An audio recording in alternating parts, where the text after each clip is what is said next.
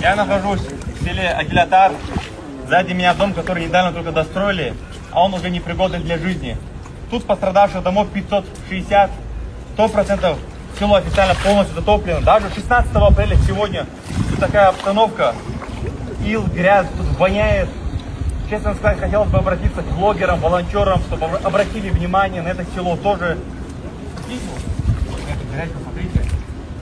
Тут еле передвигаться можно. Почти что все жители этого села, 80% разъехались.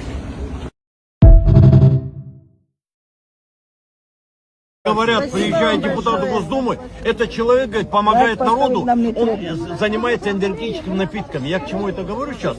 Вам какая разница? Он занимается энергетическими напитками, но сегодня он приехал помогать и оказывать непосредственную помощь. И насчет тебя, да, вот людям кажется, вот ты приехал, там просишь лайков, что-то сделать для себя, типа оказывая, допустим, вот эту помощь, что это как бы не бескорыстно так звучит.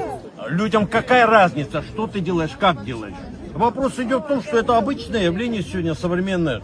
Они делают лайки, помогают тебе, ты помогаешь им. Большую работу делаешь ты. Плохо то, что я прошу лайки за квартиру. Как вы Ничего считаете? правильно. Я объясню свою логику, почему я прошу. Когда у нас бывает актив, мы зарабатываем, и благодаря этому я могу выделять квартиру. Один ролик, к примеру, квартира 3-4 миллиона, 5 миллионов рублей. Это же как бы нормально. Люди работают 2-3 года, чтобы заработать на квартиру. А мы за один ролик, попросив лайков наших зрителей, которые нас смотрят миллионы, мы можем выделить квартиру, как бы, грубо говоря, за день-два. И вот Сакинат, учитывая, что мы лайки не набрали, я ей обещал, я ей квартиру выделю 100%. Мы приехали, прошло буквально 2-3 дня, мы приехали, набрав лайки, мы все равно ей подарим квартиру.